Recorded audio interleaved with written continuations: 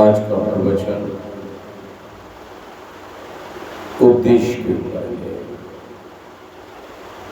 आपका लक्ष्य क्या है? आपकी मंजिल कौन सी है? आपको जाना कहाँ है? आप किस लिए यहाँ मृत्यु लोक में आए हैं? आपका उद्देश्य तो जानना चाहिए कि मेरा उद्देश्य क्या है, मैं किस लिए मेरा जन्म हुआ है, मेरा लक्ष्य तो होना चाहिए। जैसे संसार में हम जब विद्या ग्रहण करते हैं तो हमारा एक लक्ष्य बनता है 9th क्लास के बाद में जाने के बाद कि हमें बनना क्या है, हमें कौन से सब्जेक्ट लेना है। ऐसे ही हम इस आत्म ज्ञान का जो है एक उद्देश्य तो है कि परमात्मा ने हमें यहाँ भेजा किस लिए है, हमारा लक्ष्य क्या है, हमें अपनी आत्मा का कल्याण करने का उद्देश्य है या हमें परमात्मा का प्राप्ति का उद्देश्य है या हमें जन्म मरण से छुटकारा पाने के लिए उद्देश्य है या स्वर्ग में जाने के लिए उद्देश्य है। आपका उद्देश्य क्या है, इसके ऊपर चर्चा आज बड़े ध्यान से आप सुने। क्योंकि उद्देश्य जब तक इंसान का नहीं होता, मनुष्य का नहीं होता, तो हमें जाना कहाँ है, क्या करना है, किस लिए हमारा जन्म हुआ है, इसके बारे में तो पता होना चाहिए। तो मेरे प्रेमी, जिसके लिए मनुष्य जन्म लिया है उस परमात्मा प्राप्ति का ही उद्देश्य हो।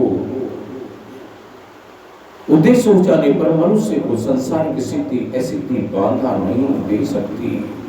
उद्देश्य तो होना चाहिए। अब उद्देश्य तो है नहीं तो बाधा कहां से? तो बाधा लगती है। जब उद्देश्य हो जाएगा तो कोई बाधा नहीं लग सकती। जैसे रोगी का उद्देश्य निरोगी होना है, अब रोगी हो गया, बीमार हो गया, उसका लक्ष्य बन गया कि मुझे किसी तरह से ठीक होना है,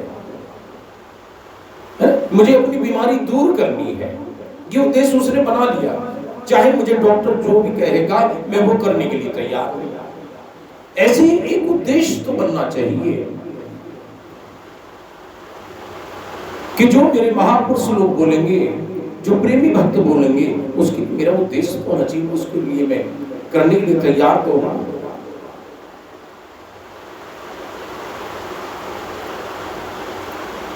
तो ऐसे ही मनुष्य का उद्देश्य अपना कल्याण करना है। संसारिक सिद्धि असिद्धि को महत्व न देने से अर्थात अपने में सम रहने से ही उद्देश्य की सिद्धि होती है। मेरे लिए नारायण नारायण नारायण।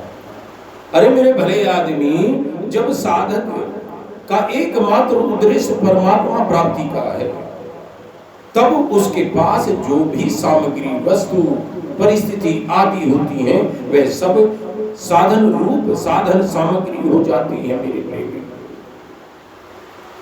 साधन रूप और साधन सामग्री हो जाती है। नारायण नारायण नारायण। मेरे प्रेमी, एक परमात्मा प्राप्ति का दृढ़ उद्देश्य होने से अंतःकरण की जितनी शीघ्र और जैसी शुद्धि होती है उतनी शीघ्र और वैसी शुद्धि अन्य किसी अनुष्ठान से नहीं होती। अनुष्ठान से नहीं होती। इंद्रियों के द्वारा भोग तो पशु भी भोगते हैं, तो हम तो मनुष्य हैं, हमारे अंदर बुद्धि है कि हम भोग भोगने के लिए ही जन्म लिया है। अरे पशुओं के लिए तो ये भोग योनि है और मनुष्य के लिए ये योग योनि है, कर्म भूमि है। कर्म, अब अच्छे कर्म करना है, अपनी आत्मा का कल्याण करना है। हम पशु नहीं है, हम मनुष्य हैं। पर उन भोगों को भोगना मनुष्य जीवन का उद्देश्य नहीं है जो पशु कर रहे हैं। अरे मनुष्य जीवन का उद्देश्य तो सुख दुख से रहित तत्व को प्राप्त करना है, तत्व को प्राप्त करना है, उस परमात्मा को प्राप्त करना है। कर्म योग, ज्ञान योग, ध्यान योग और भक्ति योग, आदि सभी साधनों में एक दृढ़ निश्चय या उद्देश्य बड़ी आवश्यकता है, उद्देश्य की बड़ी आवश्यकता है। और यदि अपने कल्याण का उद्देश्य ही दृढ़ नहीं होगा तो साधन सिद्धि कैसे मिलेगी मेरी प्रेमी? मिल ही नहीं सकती, साधन सिद्धि मिल ही नहीं सकती। नारायण नारायण नारायण नारायण। एक परमात्मा प्राप्ति का उद्देश्य होने पर कभी भी साधन छोटा बड़ा नहीं होता, साधन छोटा बड़ा नहीं होता।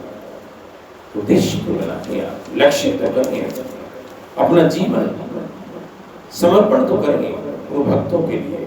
जैसे आप बीमारी हालत में आप डॉक्टरों को समर्पण हो जाती है, डॉक्टर कहता है ये नहीं खाने तो खाना नहीं है, क्योंकि अपने आप को ठीक होना है।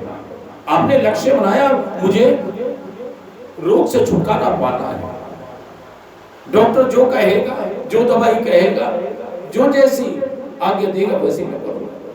तो आपका भी प्रेमी भक्त जो बोल रहे हैं, मैं तो प्रेमी भक्त हूं, मैं कोई गुरु नहीं, कोई कुछ नहीं, ये आपका भाव है, ये आपका बड़कपन है।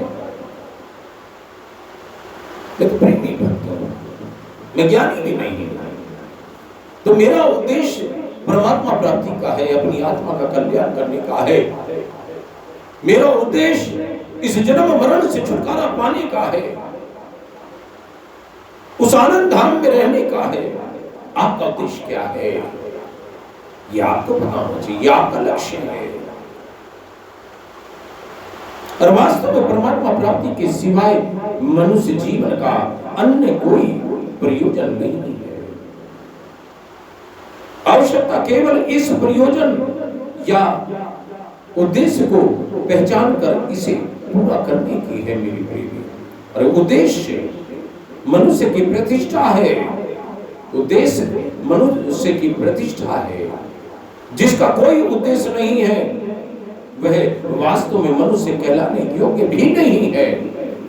कोई उद्देश्य नहीं है जिसका, उसको मनुष्य कहलाने योग्य भी नहीं है। वो पशु से भी नीचा है।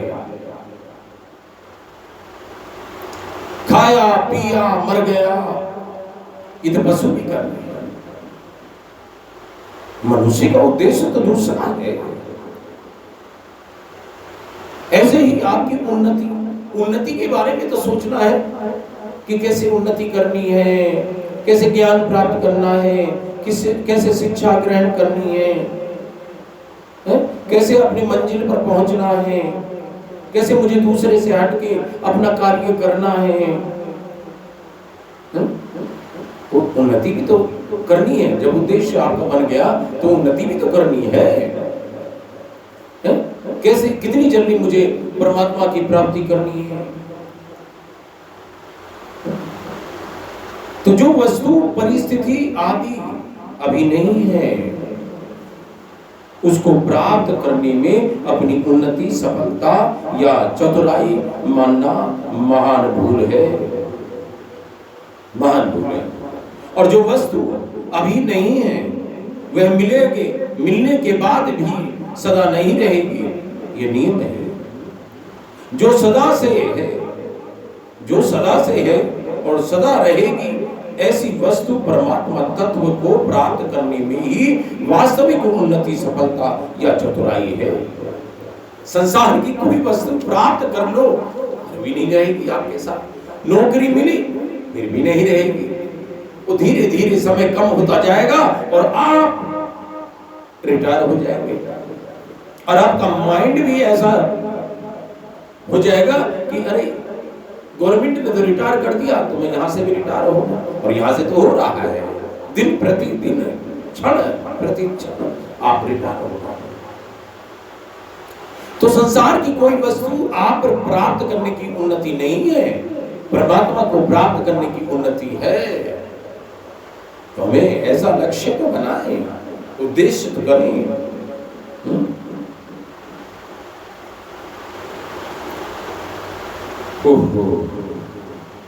और सदा रहेगी ही नहीं, परमात्मा तत्व की प्राप्ति करने की वास्तविक उन्नति, सफलता है। परामर्थ को उन्नति करने वाले कि लौकिक उन्नति स्वतः होती है।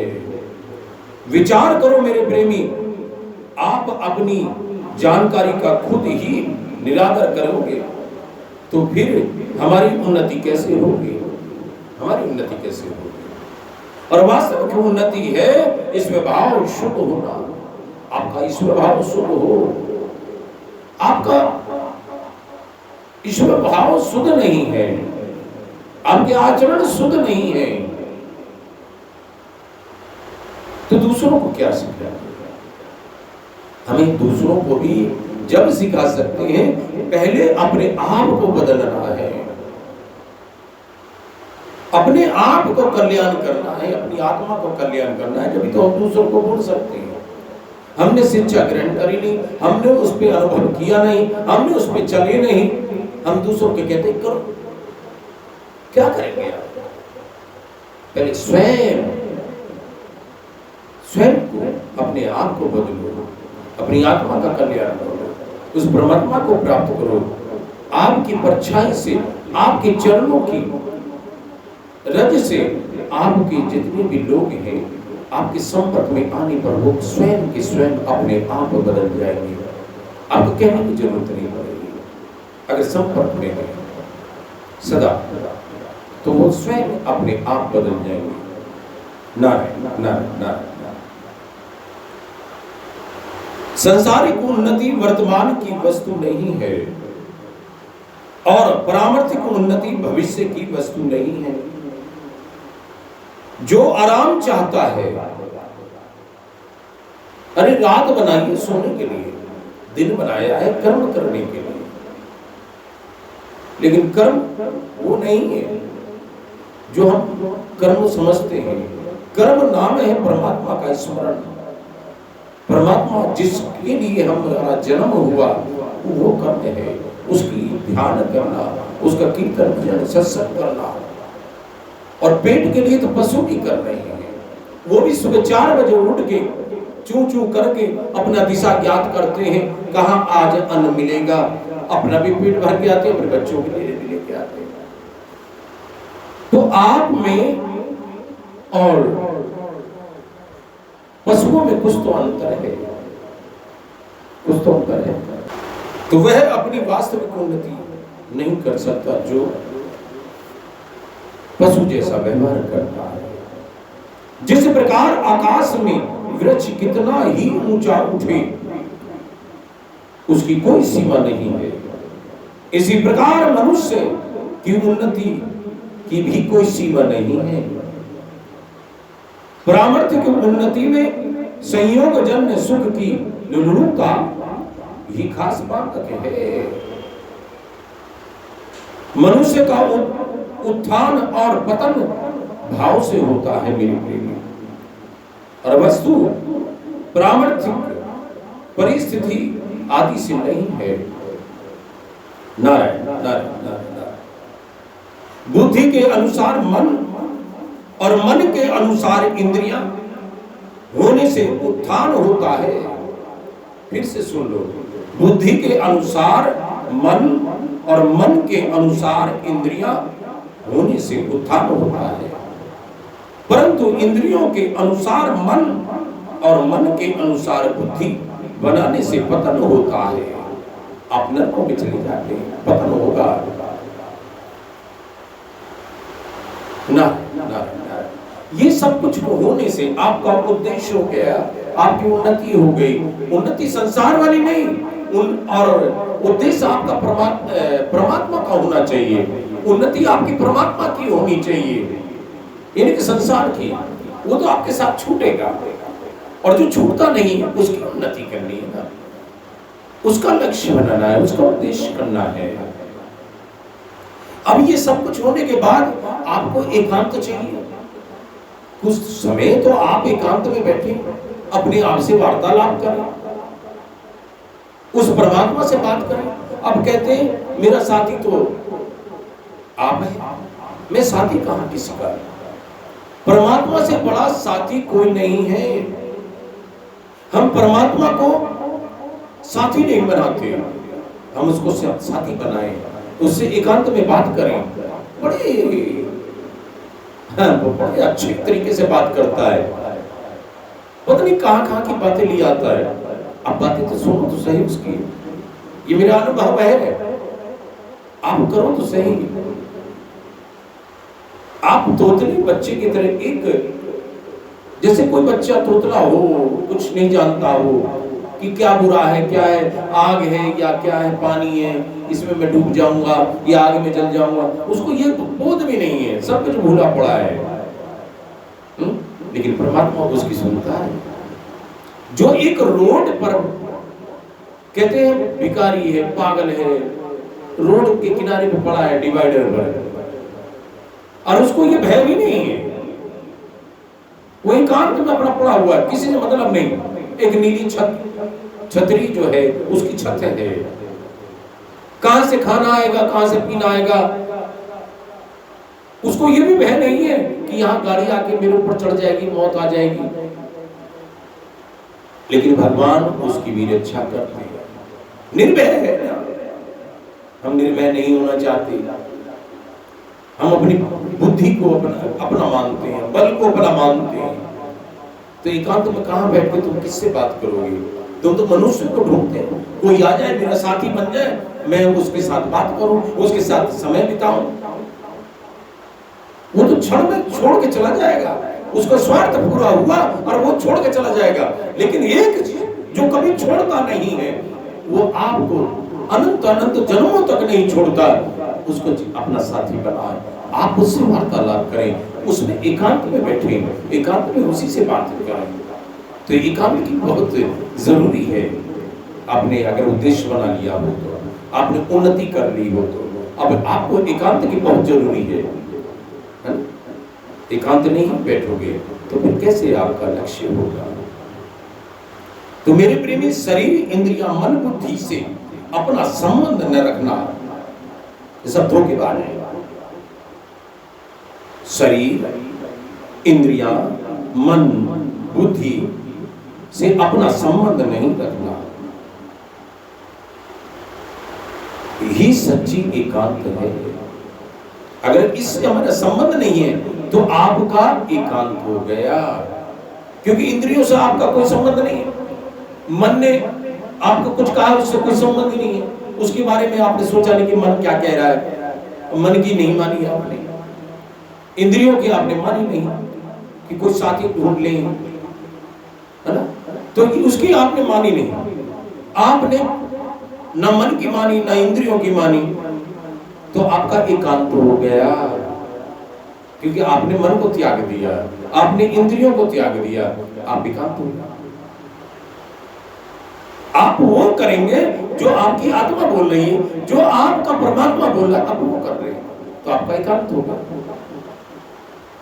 तो एकांत मिले या समुदाय मिले, साधक को अपना साधन किसी परिस्थिति के अधीन नहीं बनाना चाहिए। प्रत्युत प्राप्त परिस्थिति के अनुसार अपना साधन बनाना चाहिए। नारायण नारायण। एकांत की इच्छा करने वाला परिस्थिति के अधीन नहीं, अधीन होता है, और जो परिस्थिति के अधीन होता है वह भोगी होता है, योगी नहीं होता, भोगी होता है, योगी नहीं। साधक का न तो जन समुदाय में राग होना चाहिए और न एकांत में कल्याण परिस्थिति से नहीं होता, प्रत्युत राग रहित होने से होता है। नारायण नारायण नारायण। मेरे प्रेमी, निर्जन स्थान में चले, निर्जन स्थान में चले जाने को अथवा अकेले पड़े रहने को एकांत कहते हैं। निर्जन स्थान में चले जाने को अथवा अकेले पड़े रहने को एकांत मान लेना भूल है। अभी जैसे बच्चा बोलता है कि आप कैलाश में चले जाओ, जंगल में चले जाओ, आपको एकांत चाहिए तो, है ना, लेकिन एकांत होना नहीं है। एकांत अपनी मन बुद्धि इंद्रियों से एकांत होना है, उसको कहते हैं एकांत। जंगल में जाने से नहीं, वो एकांत नहीं होता। वहां जंगल में भी जाकर आप कहेंगे, मन ने आज्ञा दिया कि यार फल बड़ा अच्छा लग रहा है, अब इसको खा लो। मन ने आज्ञा दिया कि ये नदी बह रही है, चलो स्नान कर लो। आप मन का कहना मान रहे हैं जंगल में जाके, आप एकांत नहीं हुए। आपने इंद्रियां जैसे कहती जा रही है, आप उतना कर रहे हैं, लोग थके अब सो जाते हैं, वो एकांत नहीं है।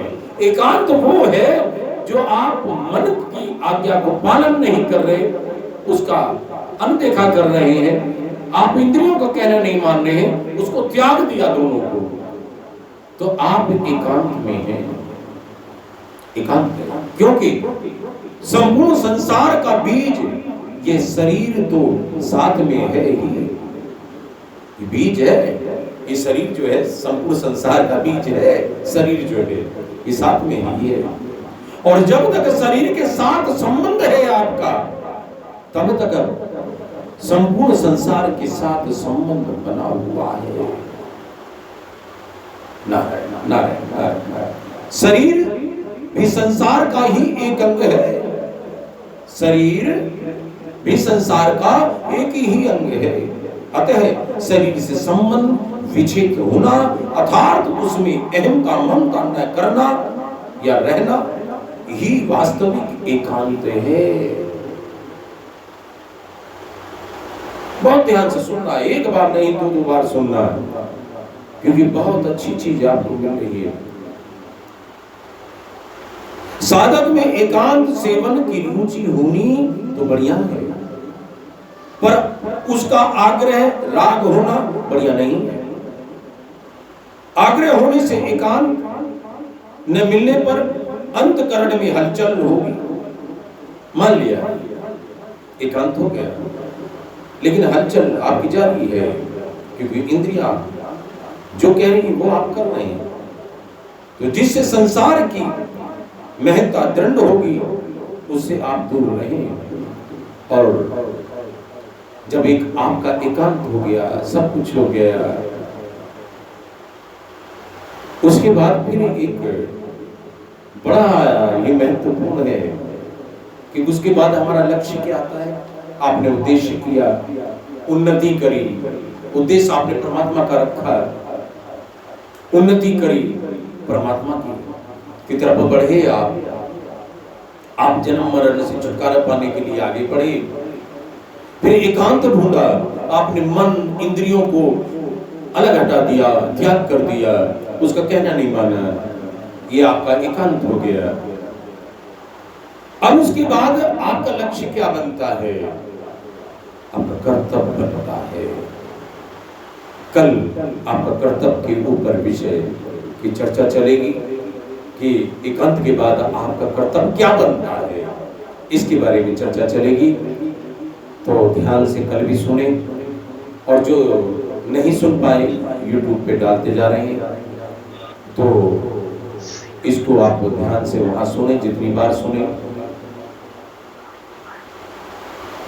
आज का शेष अब ये कर्तव्य के बारे में हम कल चर्चा करेंगे, और यहीं अपनी वाणी को समाप्त करके अब संकीर्तन करेंगे, जिसमें परमात्मा को आह्वान करा जाए, परमात्मा को अपने हृदय में बैठाया जाए। अभी तो अपनी आत्मा का अमृत पान किया, अब परमात्मा को अंदर बैठा के अपने हृदय को भी साफ करना है, इस शरीर को भी साफ करना है? तो यही चले, थोड़ा सा कीर्तन भजन भी करें।